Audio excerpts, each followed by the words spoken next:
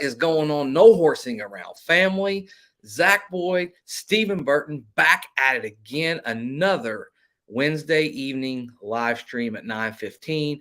Guys, we're so thankful for all of you that tap in, even on this bye week. Stephen, I think we're going to do the best we can to kind of keep things going, keep things interesting. The main theme and the main topic of this live stream, and we really want to know what you guys think, it's going to be about head coaches, possibilities. I mean, you guys throw names out there. We love to get the chat going, love to discuss different names. We'll take a stab at it. We'll throw a few different names out there.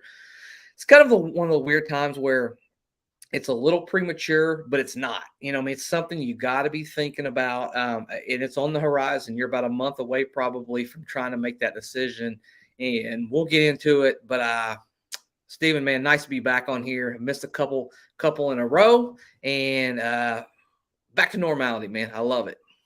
I know it's great to have my partner in crime back. I mean, as much fun as it is talking with the No Horsing Around family at the same time, It's me talking to them and then them talking back, and it's like, man, I miss interaction and having somebody. I mean, and obviously, like, we talked throughout anyway. So, but it was just not having that same thing here. But it's it's the bye week, so will there be no prediction and the Colts won't lose? Yeah, it'll be the first time that we won't be wrong on our predictions this week for Sunday. All the way around, I mean, I think we've pretty much crapped the bed, whether it be Jonathan Taylor touchdowns, John Eaton Ngakoue sacks, or just winning and losing in general. So I guess I'm kind of close. Yeah, we're kind of close on one thing.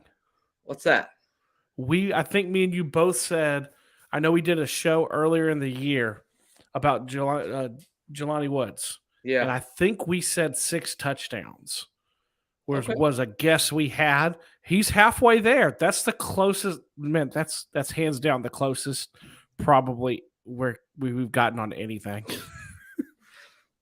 Yeah, I would agree with that. Kirby, he kicks us off here, basically says, he's heard Leslie Frazier's name tossed out this afternoon. Kirby, we're going to try to do our best to go through all of your comments. So if you have a head coaching candidate that you like, we may even have to rehash a few of these. I've got a few that I've been thinking about. I know Steven's been thinking about a few. We'll start with Leslie Frazier, and Kirby, appreciate you doing that. I'll start, and Steven, I'll let you kind of say what you got to say. I absolutely do not want Leslie Frazier as our next head coach. That is not to say anything bad about him. I've always felt like Leslie Frazier is just really a lot like Frank Reich. He's a coordinator, and a really good coordinator at that. But if you don't find the right person who can really control that room and really be the CEO of that football team, I think teams really struggle by that. I mean, if I'm being 100% honest, I think teams really struggle when you go with a guy who's just very, very, a defensive-oriented guy in this case, and really has been good and really has been successful. But he just doesn't seem like – I think for once as a Colts fan, for me, I want a guy not necessarily loud, Steven, but I want someone who's passionate about winning football. You think of a guy like a Ken Dorsey, it's one of the guys that I've mentioned. We've kind of had some texts kind of, off of this and everything. And not a loud person, but passionate. I think we all saw that soundbite and that clip of him banging that iPad together, at the end of the game when they lost that football game. Well, I'll take a guy that hates losing way more than I'll take a guy that's just okay with everything and just kind of ho-hum. Anyways, that's my Leslie Frazier thing. Let's say you, Stephen Burton. So, we've heard a lot of names, which is kind of funny that we've heard some names already, right?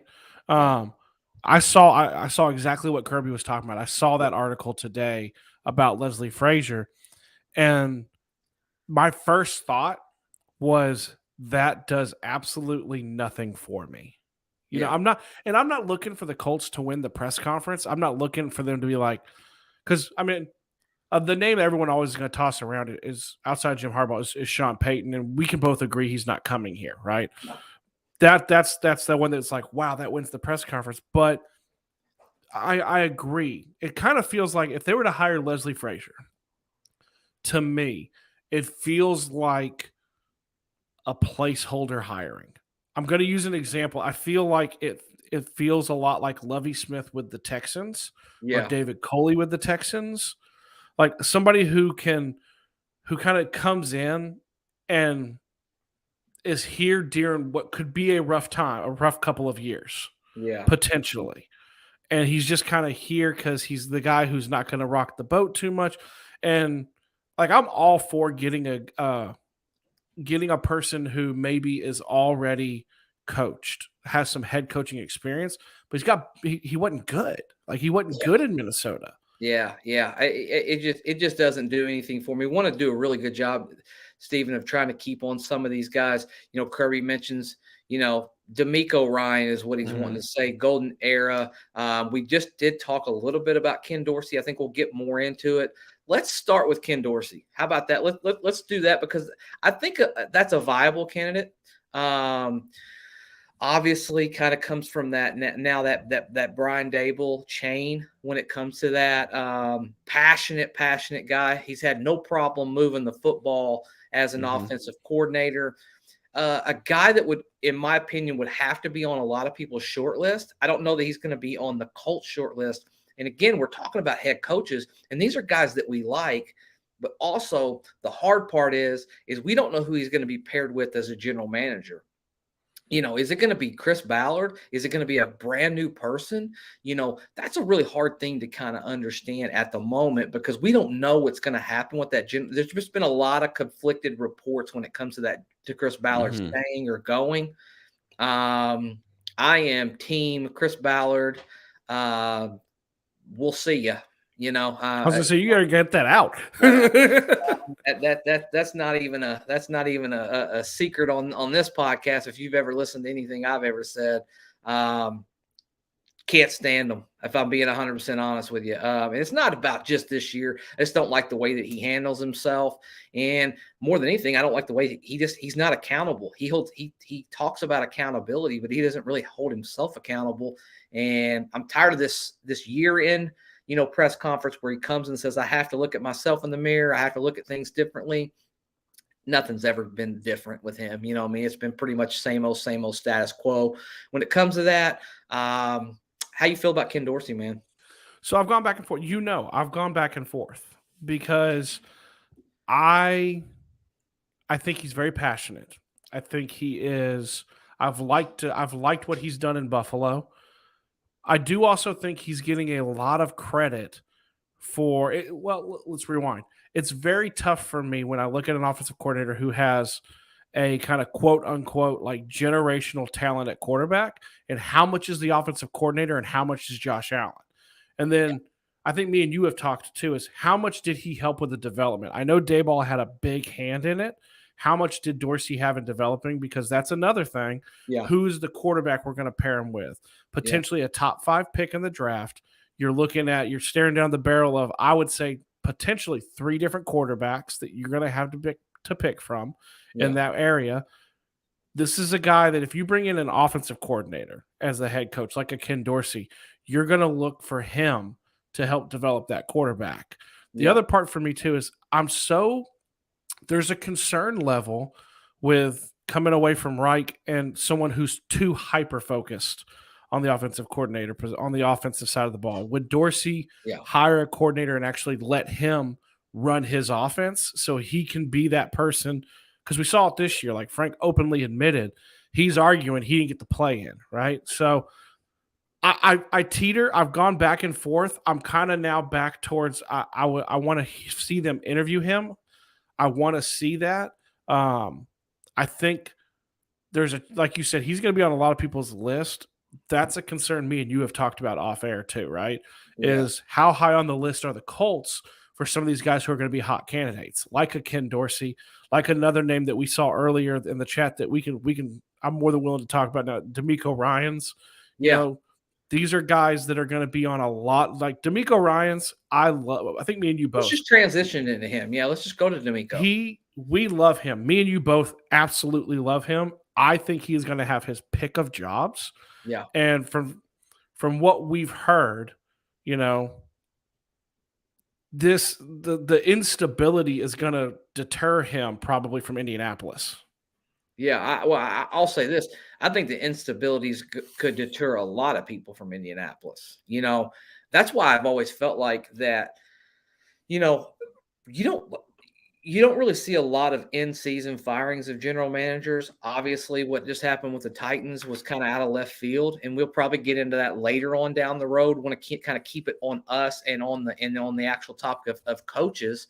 But when you think about it, I might like the idea of going ahead and getting rid of Ballard right now and being very proactive in that search process. Like, let's just get the ball rolling, in my personal opinion, because if you can demonstrate the ability to pick the right general manager, then I think that puts you in a much better situation to go out there and get a guy like a DeMeco Ryans. Now, I'll say this, and I've always kind of felt this way, Stephen, when it comes to a young quarterback, not a veteran, but a young quarterback, I've always liked pairing them with offensive-minded coaches. I just think that nurturing that first 2 or 3 year window is so important in their process of how they grow year over year. And it does help if you have a guy who's been a quarterback in the NFL. I mean, that does help a little bit, as far as Yeah. that goes. But that being said, Well, Nico Ryan is a very attractive candidate. I love like his you fire. said, I love his spirit. well, and like you said too, is like if you have an offensive minded head coach to develop, that's the guy who's going to develop the quarterback, right? If you bring in a DeMeco Ryans, it's by no means are we saying a defensive head coach can't develop a quarterback. Sean McDermott is a defensive head coach. John Harbaugh, special teams, right? Like Yeah. we've seen these guys develop these quarter. I don't even know the Chargers head coach, but I think he's horrible. So I'm not going to mention him. But you know what I mean? Like we've seen defensive, but the Yeah. key is you had a Brian Daboll, right? Yeah. You had Greg Roman, Yeah. who's out in Baltimore. The staff then becomes extremely key for that defensive coordinator, who's going to take over as the head coach. You have to nail who's going to be in that room. Yeah. Now, I think I if they came out in 5 weeks right after the season, I mean it wouldn't be, but when as soon as they can, and they're like DeMeco Ryans is the new head coach, I think we'd all be thrilled. But we would all definitely be having that eye on who's he bringing as the O coordinator, and then it's wait and see on the draft. That's a big a component. You brought up a great point there. I want a guy who can bring a really, really good staff with him. Like I think that is so important. A mixture of veterans and young up and coming guys. That way, if you lose a guy, you still got those young up and coming guys kind of waiting there to just take over, waiting in the wings. Kirby was wanting to talk a little bit about Jim Harbaugh. I know that was a hot topic. We had a really, really good podcast on him.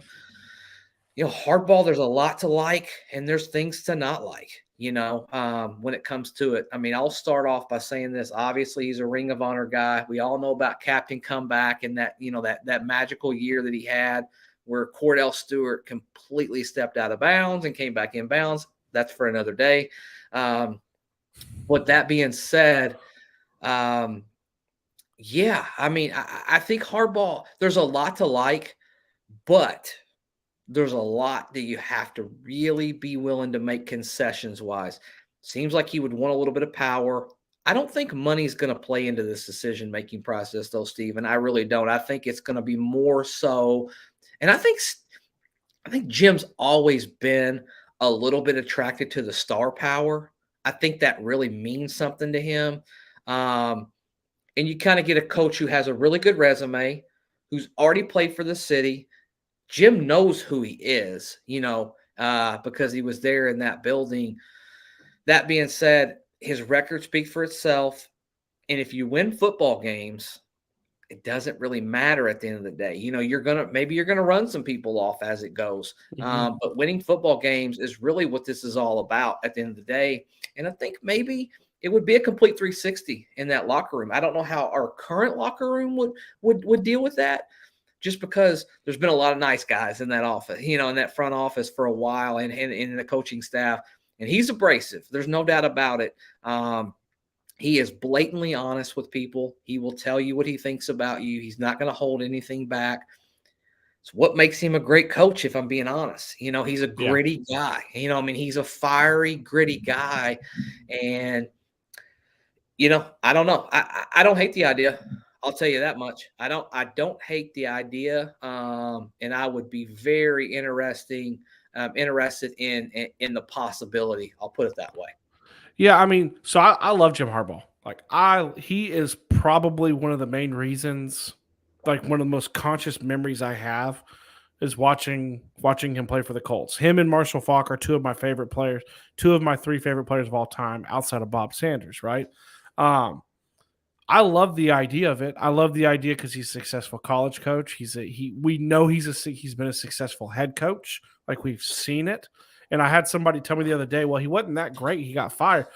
He went to 3 straight NFC title games, right? Like that's a big thing. And he got Yeah. fired because he just didn't mesh well with the GM. Yeah. On the note of, do I think that he would leave? This is the ultimate question: is would he leave his alma mater? Right? Like, would he leave the college game, not just his alma mater, but where he's uber successful at? Yeah. So I've kind of gone back and forth, right? Like, I think he could have a job there for as long as he wants it. But let's also, to play counter argument, let's also remember that a few years ago he restructured his contract because they were going to fire him. Like, there was talks of Michigan firing him when he couldn't beat Michigan State, he couldn't beat Ohio State, and he was struggling against those rivals that they would go up against all the time. So that's one. And then two, and this is something I thought of today with him, is the second thing is the whole new landscape of college football has changed, right? With the transfer portal, with the NIL. Yeah. And I heard something on the radio where they were talking about a different coach. And he said, basically, you have to re-recruit your team. You recruit your new team, and then you have to re-recruit your team over and over. Is he tired of doing that? Yeah. Is it because that can burn? Like, the college game is different now. Is he tired of doing that? And then the third thing, obviously, being if he goes and he wins a national title, does he want to just be done at Michigan? There's a lot of different things that go into it. Yeah. I mean, and not just that, but like outside of winning a title at Michigan, he's achieved the real goal there is to make it to that Final Four. I mean, and he's done that back-to-back years now, and probably has a pretty good chance at playing for that championship game. I don't think they're going to win the championship. I think Georgia's winning the title. I mean, that's just my personal opinion. But listen, he wouldn't have been poking around with Minnesota last year if he didn't have any interest in coming back to the NFL. That's just my opinion. Like, a guy who's not interested in coming back to the NFL doesn't go poking around. I mean, they just basically, for an example, Nick Saban had an opportunity a couple of years ago. They started questioning him, and he shut it down immediately. And he's not out there interviewing with pro football NFL franchises. He just shut it down. I think Jim would be intrigued by it. I think Jim would get a pay raise.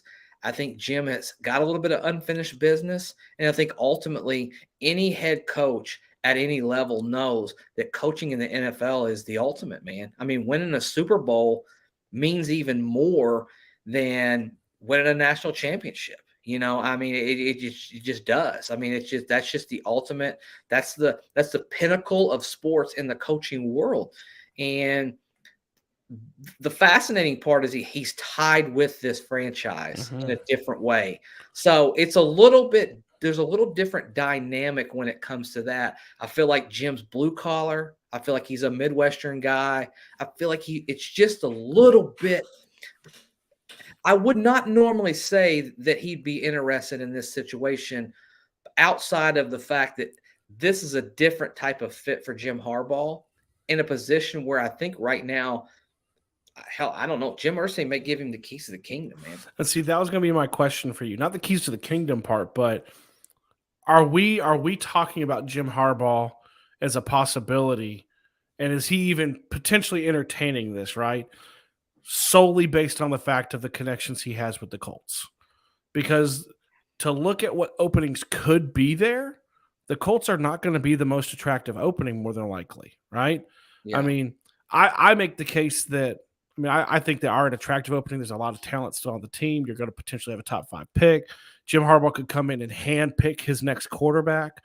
any coach is going to get to come in and probably handpick their next quarterback. But are we linking him more than what we think, what more people think, simply due to the fact that he is sitting in that ring of honor inside Lucas Oil, and we love him because he was a Colt? Uh, I mean, that's the common thing that everybody does when they draw parallels, to coming to it. But I also just think that there's a little bit different. He feels to me, Jim Harbaugh feels to me more of that Midwestern blue collar type of coach, man. You know what I mean? When I think of Jim Harbaugh, if I'm not thinking of the Colts, I'm thinking of the Pittsburgh Steelers, Cleveland Browns. I'm thinking of those just, those types of cities would attract him because that's the type of person he is. Hardworking, blue collar. Then again, I don't know. And I'll say this, though. I don't think any coach who has a big track record, a big reputable experience is coming into this situation without knowing what's going on with that general manager spot. Like no one wants to come into a lame duck situation. If I'm a head coach and I'm about to sign a deal for 4, 5, 6 years, there's no way I'm signing a deal without knowing who my general manager is going to be for the next several years. I want to know who's responsible for that. Now, I'll say this. The higher we move up on the draft board, the job gets a little more attractive because a lot of coaches, especially offensive coaches, love the idea of being able to pick their own guy in the draft. Like, that's what they dream about. I mean, I think that's one thing that, if we're being honest, I think that's one thing that Sean Payton dreams about, being able to pick his own guy. He was going to, I think everybody's heard the story. He was going to take Patrick Mahomes. Yeah. Like that was going to happen, and he just got snaked at the end. He's attracted to both ends. Now, he could go to a situation, out in LA with Herbert where he's already got his quarterback and he's got a young quarterback, but I think he's always been attracted to that idea of a good young quarterback that he can kind of hone in his way. I don't think Sean Payton's even a consideration. Obviously we would want him, but I don't think it's even worth the time spending on him a whole lot because he's not coming to Indianapolis. Well, I think I'm with you. I think he's if I were to, with Sean Payton specifically, if I were to look at it and go, where's he going to go? All the tea leaves that you read and everything, and where he's currently at too right now. I mean, and my respect level for the coach that's currently there. I mean, it's you got to think it's going to be the Chargers. Like, he's being linked a ton to the Chargers right now, and they're not playing well. God, can you imagine if the Colts beat the Chargers and that's the nail that ends Brandon Staley's career? Ooh. But I think something me and you talked about kind of off air that's interesting that I would love to get the chat's opinion on too is that when we're coming up with these ideas on coaches, right? I think you have two different lists, right? So you have the list of who you think would come here if we have a new GM, but that list feels very different if you think it's going to be Ballard making the call. Like, who Ballard may want is very different than who, it may not be one of these hot young guys like a Ken Dorsey. It may be like a Leslie Frazier. I mean, God forbid, a name we've heard lately is Jim Caldwell, right? I mean, you know what though? I mean, if Ballard says, what if they just run it back and say, hey, we're going to keep Saturday, give Saturday a full year to see what it's like? I mean, I don't like the idea, if I'm being 100% honest with that, but it just doesn't make sense to bring Ballard back personally. I mean, he's basically been stripped of his power. Mm-hmm. Now, do you all of a sudden go back and say, all right, you're the person making all the decisions now. Now I'm just going to kind of go back to being an owner and all of that type of stuff. I don't see it. I've heard some things that there's a possibility he keeps his job. We're going to have a pretty big guest on next week, and we're going to ask him about that because he's one of the guys that's in the know. When it comes to that, he's pretty plugged in. He's been around this city for over 20 years. So that's going to be an interesting thing that we'll do next week. I want to really pry into that Chris Ballard situation. But for me as a fan and just as a dynamic moving forward, even if Jim Irsay wants to keep Chris Ballard, I think the pressure from the fan base is going to, at the end of the day, just be too overwhelming. Not just from the fan base, but from the fact that he's going to realize pretty quickly who in the hell is going to want to come here and be a head coach of this football team? And if you get someone, you're definitely going to result into a guy who's just basically begging and dying to have a head coaching opportunity in the NFL, and I don't want that. I want my guy being the guy for the foreseeable future, and I want to build something, what I mean, when it comes to that. So that being said, you got to get rid of Ballard and then kind of move towards that situation of getting the next head coach. Yeah, and I think an interesting one to talk about is, so first, like if you're looking for who are hot GM candidates, I honest to God don't really know. Like that's such a tough thing Yeah. to try to figure out, because even like with the Titans, right? Something I was telling Zach right before he came on, like I live in Tennessee. Everybody knows that. It's Yeah. all they've talked about. And the thing with it is so when we fired Frank, you do kind of get a jump start on head coaches.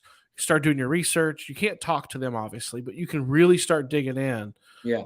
And then if who you want isn't in the playoffs, you can go get them as soon as the season's over. GM, there's any person that's going to be worth a damn to come to the front office, they're going to be in the playoffs.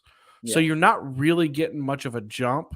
Although I get what you're saying too, where the jump is more of you're showing, hey, this is a reset. Like he's gone, we're bringing him in. But I think the interesting thing you mentioned that I don't know how you would do this. You had mentioned the idea of, do you run it back with Ballard and Saturday, right? I don't know how you do it, because I don't know if Saturday was not his pick, right? Like we all know he did Yeah. not want just Saturday. The funny thing is, a lot of people, someone mentioned it in the chat, was about Saturday being, there it is. Yeah, we have it up. Wyatt did, about Saturday being the GM. And I know that's been a hot thing. I don't think Jeff Saturday wants to be a GM. I think, and this is just me from like 1,000-foot view, right? And Zach, I Yeah. want to get your opinion. I want to get the chat's opinion too. Is I think he likes coaching. I think he wants to be around the players. I think he has gone back into a locker room and he's realized what that's like. And even right off the bat when he first came, he mentioned the fact of he just, once he got to the practice field with the players, he finally felt comfortable, right? Yeah. I I could see him backing if he's not a head coach, right? And we'll talk about him. He's a viable, everything we've heard has said Ursay is giving him every chance to potentially be the head coach, right? Yeah. What he does in the last 4 games, record wise, I don't think is reflective of if he could be the head coach, right? Yeah. But if you're looking at it from this 10,000-foot view, I think if he's not the head coach, I do think he's involved, but I don't think he wants to be the GM. I don't think he wants to be the GM. I could be way off. Maybe he does.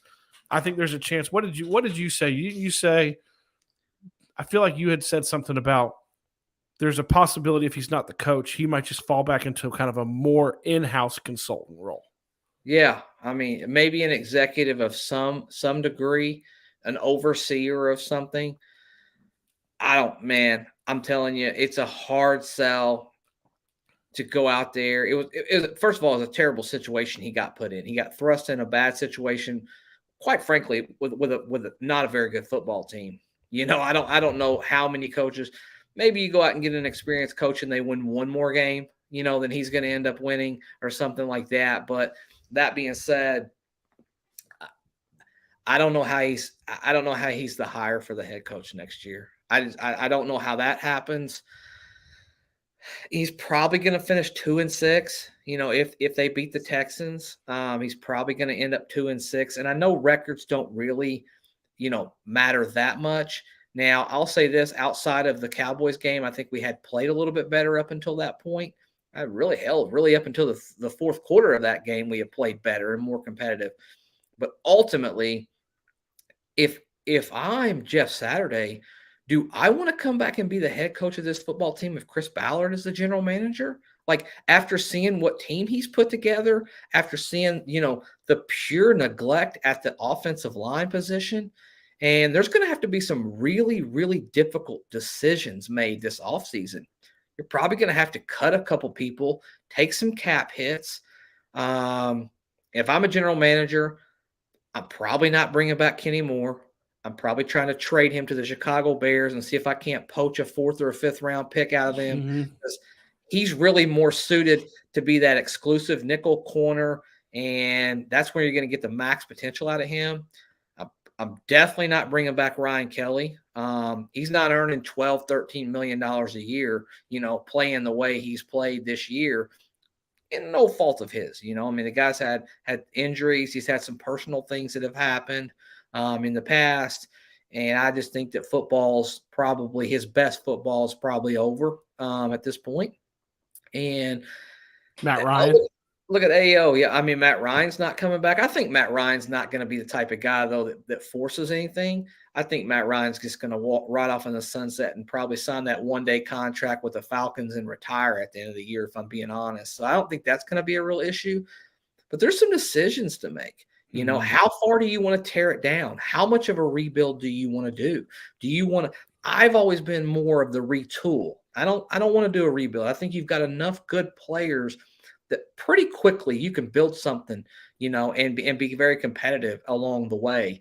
If you go ahead and start selling everything off, that's risky business, man. It's too hard to draft a Michael Pittman Jr. It's too hard to draft a Jonathan Taylor. It's too hard to go out and find a Grover Stewart, in the draft, or a DeForest Buckner, a Stephon Gilmore. Those players are hard to find, man. I mean, yeah, you'd like to get younger at some of those positions, save a little bit of money, but at the same time, you still got to have talent on that football field. And you want to be a good football team surrounding a young quarterback, because I fully expect us to draft a quarterback in this draft. And I don't see any way that Jim Irsay sits in that office and says that we're not drafting a quarterback. Make it happen. So I have a question for you too. Go ahead. And we'll get back on the coaches, but you brought up quarterback, and I want to hear what the chat says about this. Is there any realm that, let's say the Colts have a top 5 pick, right? Which is it's looking like that's a very real possibility, right? I think they pick in the top 7, no doubt. I mean, the funny thing is, I can't remember. I want to say it may have been Kent Sterling was talking, and he said if things break correctly, the Colts could legitimately have like the 3rd overall pick. Yeah. That's a lot of things breaking correctly, but if they're picking the top 5, and you have, I'm just going to float this. You have Will Levis and Anthony Richardson, who are the 2 biggest, hottest names when you look at any mock draft for the Colts. Done. Well, no, but that's not my question. Okay. You read my mind. I love Will Levis. Is what will happen if they pass on both? And he takes and then whoever it is, whether it's Ballard or a new GM, and they take like the best left tackle, right? Or they take another position of need, but it's that one that you really need, right? What will happen if you have 2 if it's Ballard, everyone's going to go try to find him and throw rocks at his door, right? It's something I've been curious. And Herbicide mentioned Stroud. I just don't think he's there when we pick. We've talked about it with Derek and them. We know Ballard loves Ohio State and the Big Ten, but I don't think he's there when they pick. Yeah. But it's a funny question, right? Like, what would happen if they value like a Hendon Hooker, or they value somebody else more, but they just plan to take him later? Like, I think you have to spend the number 1 pick you have this year on the quarterback. Yeah, I mean, I am team 4, draft a quarterback in the 1st round. A, you want the 5th-year option on your quarterback, and B, if a guy's not worth drafting with that 1st pick or moving up, he's not worth drafting anyways. You know what I mean? Like you want to hit on this. And when it's all said and done, it all shakes out, there's probably going to be 3 or 4 guys that you're debating there. Let's be serious about a couple things. Bryce Young's not going to be available. We're not getting the 1st pick in the draft, and he's going to be the 1st pick, in my opinion.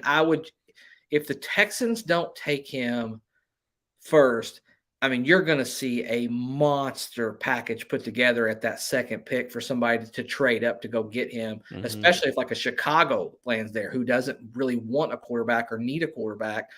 You're going to see a monster package for somebody just saying, hell, we're going all in for this guy. That would be malpractice. I mean, if they don't take him, he is clearly the best. I know you're going to hear the argument about his weight and his height. Forget about it. He is special. The guy is an absolute psychopath under pressure. I mean, he is just, out of this world accurate when he has players draping all over him and around him with the ability to either move with his legs or just work the middle of the field. I mean, I am a draft nerd. You're going to get plenty of that. You'll probably be sick of that by the time this offseason is over with. But I've already started watching film on him and a couple others. He's special, man. I mean, he just is. You take him and you don't worry about the measurables when it comes to that. I think he's legit. So we're going to be talking about a Will Levis. We're going to be talking about a Stroud. You're going to hear a lot of that Anthony Richardson stuff go. Although I think Water's going to find its level with Richardson, and I think Richardson's going to end up he's going to come up and he's going to go back when it's all said and done. I don't think he's actually going to be a top 10 pick. I don't know. I mean, if you draft somebody with that first pick and say a Skronsky, you go out there and take one of the best tackles, great position, a position of need, but that doesn't win you Super Bowls, for the next 10 years. So it's still got to be a quarterback. So then my Who's question, he blocking for, right? yeah. I mean, and then my question is now are you going to trade one of your really big assets in order to jump back into the top 10 to go get your quarterback? If that happens, I'm probably okay with that. But I don't just forego that. Let's just say for hypothetical purposes in this live stream that you want to – Hendon Hooker's your guy, and you obviously know he's slid out of the first round. I'm still calling that team that has that last pick in the first round a la the Baltimore Ravens, and I'm picking his ass with the last pick in the first round because I want my fifth-year option. Especially with him. Especially on a kid who's going to miss his first year. So I'm really still only getting 4 playing years out of him anyways. So, that might be something that happens, but I don't like the idea. I'll be honest with you, Stephen. Yeah. I don't like the idea at all. It's a great point, though. I mean, because it's something I'm just sitting here and I'm thinking, and I want to touch – We weren't going to talk about quarterbacks tonight. It's the thing that drove it, but it was just a question because like I have who I like, and like everyone who knows me, like I love Hendon Hooker, but he's not a first round pick. And if you're sitting at 5 or 6, and you're sitting there and the quarterbacks are there, and we know, I feel comfortable a little bit in saying I think we know a couple that they like, from knowing of who they have sent scouts to go watch multiple times, right? And you pass that, I mean, you got to come back up, right? Like you got to come back up. And the interesting thing with this is like, I like Will Levis. Like I'll take the bullets, I'll take the slings and arrows from everybody. I like Will Levis. Anthony Richardson scares the crap out of me because I've watched him. I watched his final game at Florida against Florida State, and I watched him go 0 for 11 from the second quarter till midway through the fourth, and that scares me a lot, right? So I've seen all that, but in the end too, who they hire at head coach is going to weigh heavily on who they really like. And also, what system are they going to put into place, right? The general manager is going to play a big part into this as well. Depending on what type of general manager that you have, that's going to dictate how aggressive they're going to be in this draft.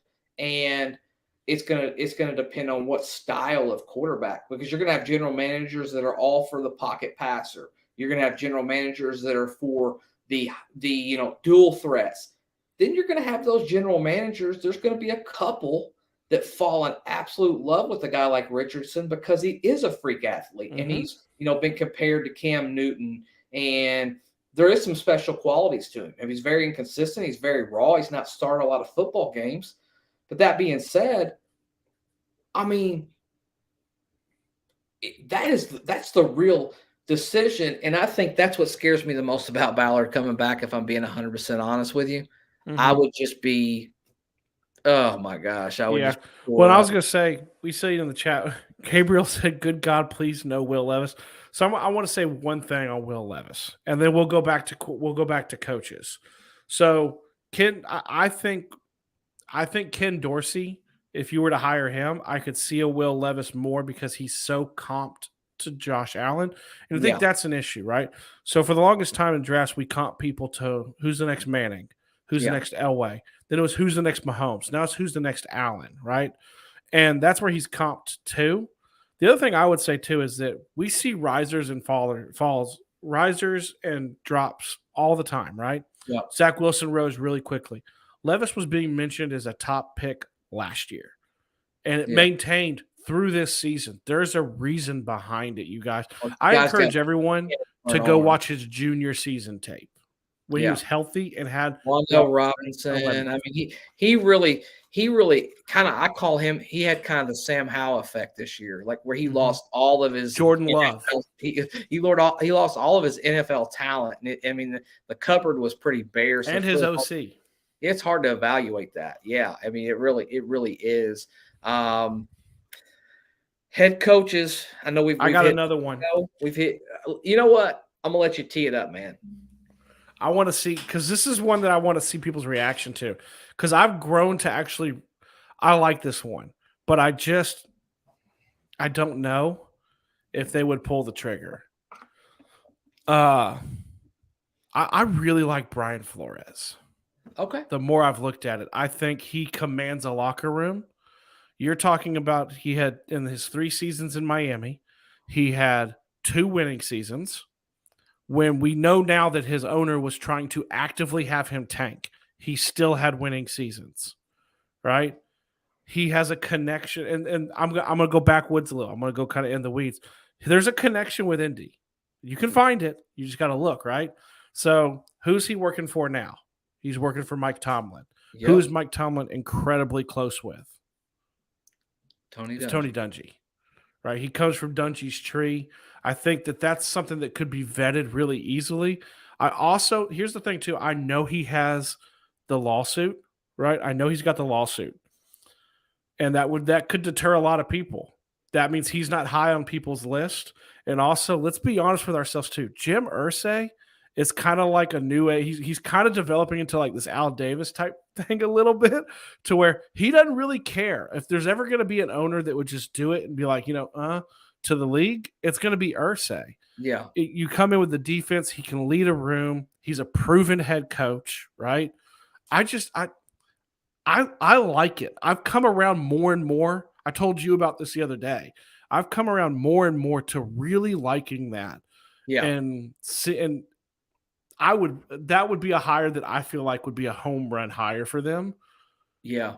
I just don't know if they pull the trigger. I think another thing that you're going to have to really take into consideration as well is if the general manager who's in place, or if we hire someone, the coach that comes here, what is he bringing? So if you get a head coach, it plays a traditional 3-4 defense. Let's just say that. Hey, yo, man, I appreciate thank you, man. My friend. Yep, I really do. That means a lot to us.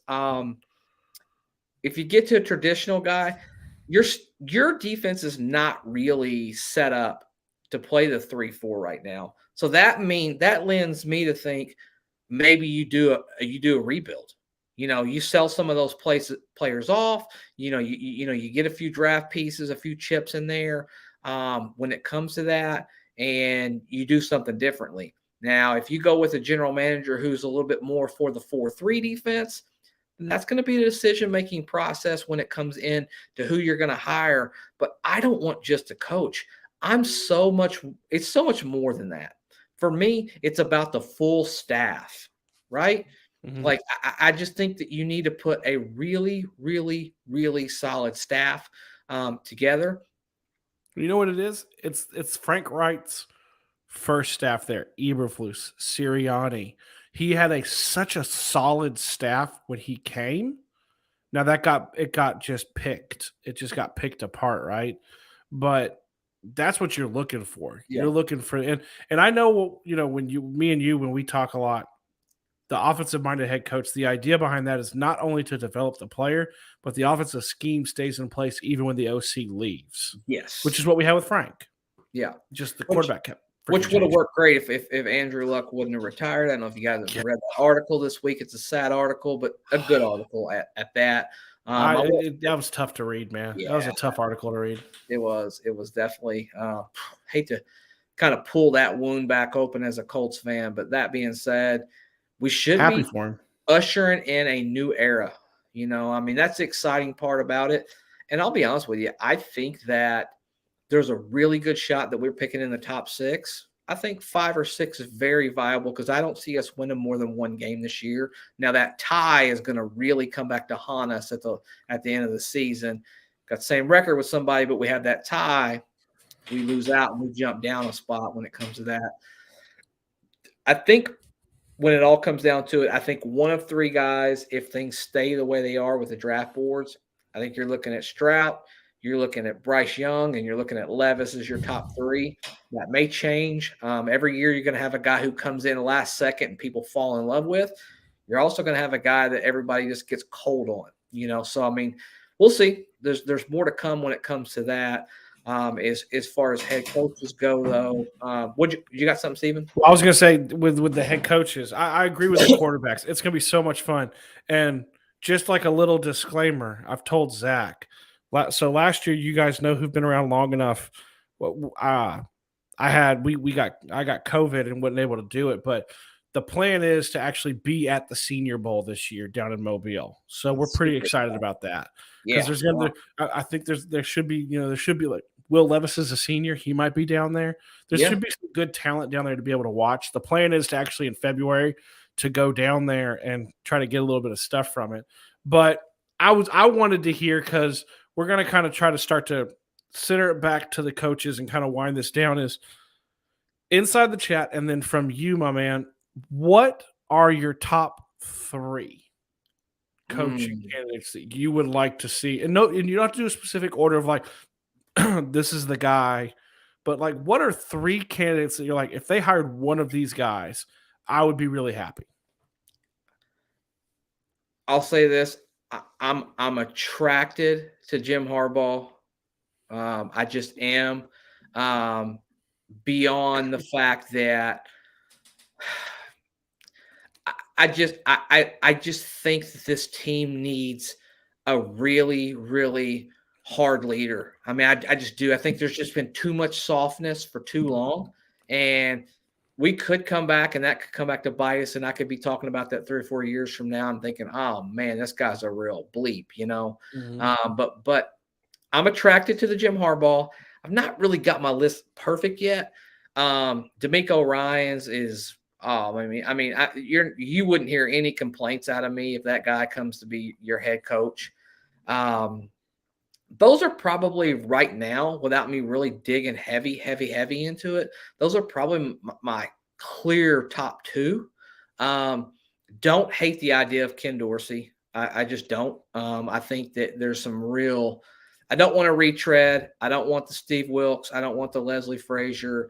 I don't want, coaches like that necessarily. I wouldn't want to think about a Gus Bradley, another shot for Gus Bradley, no Matt Patricia, none of that crap, going on. I want somebody who's a viable, a good candidate. And I think I probably lean on Jim Harbaugh a little bit more because he has a track record and he's been successful. He really left on his own terms. It wasn't an amicable situation, him and Balky and for the 49ers. He didn't leave because he was a bad coach in the NFL. I mean, he's got a very good winning percentage everywhere he's ever been. He's won. So the recipe's right. You can't go from Stanford to Michigan to San Francisco. You can't go to all these places and win at every single level. If you want to think about it, Jim Harbaugh was a little bit on the cutting edge of the mobile quarterback. He's the one who drafted Colin Kaepernick and fell in love with a guy who could – this idea, and think about this for a second and let this sit in. This idea of drafting a mobile quarterback who's lethal with his legs, who has a cannon for an arm. Well, who's that sound like? Well, I think his brother got someone pretty similar to that. A guy who's lethal with his legs. Now, he's not highly accurate, but his arm is there. So you could always have this threat of hitting them with them big, large chunk plays, when he's not using his legs. And I like that. I like that he has experience using mobile quarterbacks. You obviously see how the way that he uses his quarterback right now, and he gets him outside the pocket. That's where he thrives. In that case, I definitely think Will Levis would be high up on his list when it comes to that, because he can move out in that pocket and kind of buy him some time. Gabriel's got a 1, 2, 3, which we love to see. And then we're going to go, okay, let's go. Corey's got one too. Yeah, Corey's got one. He's got Harbaugh, Ryan, and Dorsey. Bam. It's my best friend. Come on, man. I mean, we think alike. I mean, that's how it is. Let's go to Gabriel. Give him a shout out. Mikey, by the way, says Levis is trash. He's very polarizing. Gabriel Carter, same 3, different order, which I'm okay with that. Not gonna be mad about any of them.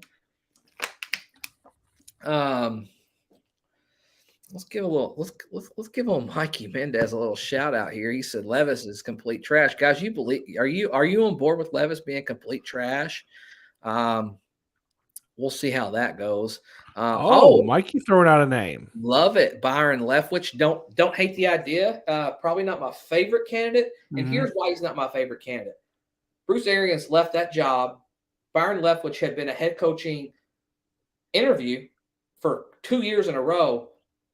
Bruce Arians did not recommend hiring Byron Leftwich as their own head coach. He chose Todd Bowles over him. I think the proof is in the pudding there. You know, I mean, when it comes down to it, he had a choice between a coach who basically was a terrible head coach his first go around. And it's probably going to turn out to be a terrible head coach his second go around, if we're being 100% honest. But he chose him over Byron, which tells me Bruce Arians believes more in Bowles than where Leftwich is now. And I don't know that I like that. That's just, maybe I'm reading too much into that. He's if I went deeper than like top 3 for me, which I'll give mine in a minute, is he's a name I mentioned to you that I definitely mentioned on a list of I like him. I think the joke I had is if you can't freaking beat the Jags, go ahead and take their best quarterback of ever. See if he can do something. And then my question with him, though, is less of why didn't he recommend it, which I hadn't actually thought of, is how much of his offense did they run when they were really potent? There was a mixture. It was a mixture of Brady and Arians. That's a question that I have for him. How much? And then now he is running the offense now, and they look putrid. Like I have a dark horse candidate. I know we're only going to probably stay on here for about 5 more minutes, but I have a dark horse candidate. Also, Gabriel, thank you. If you guys would like amazing tonight and hit that tip jar for us, helps us keep the lights on, guys. We really appreciate that. You guys all doing that and supporting us. Either way, we love having you here and interacting. If you haven't joined the family, we invite you, come here, join the family, subscribe, be a part of what we do. This movement's got bigger this year. Season 3 is going to be even better, as we always strive to get you a better guest. Have you seen some of the regulars? Kevin Bowen, George Brimmer hops on, James Boyd from The Athletic. We've even had Kent Sterling on, which we really loved. And next week's going to be a really, really big one. Should I tell him, Steven? Should I tell him who's going to be on next week? If you've hung on long enough, I mean, we've locked it in, right? Like it is locked in. He is, dude, drop it. Let them blow their minds. Going to have Bob Kravitz on the show next week. We're going to line that time out. Don't know goosebumps, exactly what day, but I locked that in today. So Bob will be on there, and we're excited about that as well. Super dark horse candidate, Jonathan Gannon. That is a super dark horse. Love the idea, love the pedigree, and that is a maybe for me. That is if Chris Ballard stays, that is a guy who my antennas would just be flipping out of my mind. That screams Chris Ballard to me. See, I think dude, I could see Sirianni blocking it in some way, shape, or form because of how pissed he is, right? Like, I could see that. I've heard that, and I've heard, what is it, the OC there, too. I don't know with how bad it ended with Nick, too, for him, if that's a road they go down. I like that one. I want to touch on Gabriel, and then I'm going to do mine. Bieniemy, I think he's a dark horse. Something is not. I don't know if he doesn't interview well or what it is, right? Like there's something about it that has rubbed people the wrong way because he's had a lot of interviews. I don't know Yeah. on what that is, and I don't know if he's just waiting for that perfect job. I don't know, but so I mean, let's see. So I'm gonna do mine real quick. Okay. My number one, I mean, so Jim Harbaugh's on there, but I'm gonna be different. I'm gonna try to avoid names that you had on yours, right? Okay. Number one for me is Brian Flores. He is a previous head coach. He has shown that he can motivate. He has like he's one. I think he's like 24 and 28. Like he's or somewhere around there. Like he's right there. Um, I think he can lead a room, and I think he'd be a great hire. Uh, I have come more around now towards Ken Dorsey a little bit more. So he's on there. And I'll tell you a name I mentioned to you the other night that I think is on the list if Ballard is still here. Is I think it's Mike Kafka from the Giants. Okay. Because I think there's a connection with him from the Chiefs. You know, he was with the Chiefs. He was with Andy Reid for all that time. Ballard was there too. Yeah. I think there's probably a connection there. He's done really well. He is. I looked into it a little bit more when I was doing a little bit of research because his name. He's one of like the betting odds right now, and so I did a little bit more research, and he's calling plays now. Two dark horses for me, right? So I got two dark horses for you. Take a deep breath here. The one is I'm trying to remember his name. Let me pull it up. This is how dark horse this is, right? This is absolutely for me how dark horse this guy is. But it's a dark horse because I don't think anyone else is going to look at him. Ben Johnson. That's it. Ben Johnson, the OC for the Detroit Lions. Because I think he's that young guy that is going to want a job. Yeah. And he's not going to be in high demand. So I think he's one. And then second one, dark horse for me. I had it. Who was it? Man, I'm trying to think. I had one other one. Byron Leftwich was on. He's on my list. I would say another one would be. I mean, I'm gonna say Bubba Ventrone might be something. I think, especially if Ballard isn't gone, right? That's a guy that the team loves. That's a guy that they seem to really rally around. I didn't realize this till I started reading a little bit more about him too. Is that when Frank went down with COVID last year, he stepped in. He was the guy who stepped in and ran all the meetings and everything. I didn't realize that. Yeah. I think that's a very likely thing. Yeah. I can see that. But for me, I mean, if I'm being honest, like if I were to go like it'd be 1A, 1B, 1C. It's Flores, DeMeco Ryan, and Jim Harbaugh. Those are the three where it's like you give me one of those three, I'm a happy man. I'm excited to see what's going to come from it. Yeah, I can see that. I mean, 100% when it comes right down to it. Should be interesting. It should be interesting. We'll have much, much more debate as far as general managers, head coaches, quarterbacks. Guys, we'll try to get into all of that. We appreciate you so much being a part of these live streams. And stick with us, man. I mean, even though that the season's not going the way we want to, there's some exciting times on the horizon. There really are. I mean, when you talk about anytime you talk about a new regime, a new era, a new coach, a new quarterback, that's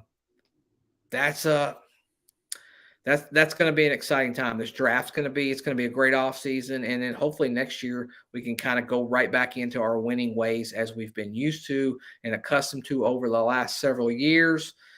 That being said, Steven, do the honors and send us out here, brother. Yeah, I mean, dude, it was so nice. First of all, it was so nice to have the No Horse Around family inside the chat. Second of all, it was so nice to have Zach back in here too. Sure. It's just a different vibe. You guys can tell me it's a different vibe when we're together. So I'm going to say that. Yeah, dude, the season. Hey, I mean, AO said it best. Like the season's been kind of a, for lack of a better term, kind of a shit show, right? Yeah. But we're still trying, and you guys are still here. So I love that about you guys. We have a great time. Every Wednesday, we look forward to this. I hope you guys do too. And we're kind of in the bye week, so take a little bit of a breather and do your research because we're going to be talking a lot. We got a lot of fun things, like Zach said, new head coach, new quarterback, probably new GM, probably. It's kind of exciting. So in the end, like we kind of end these things the same way we always do. I Sure. love you. Zach loves you. We're out.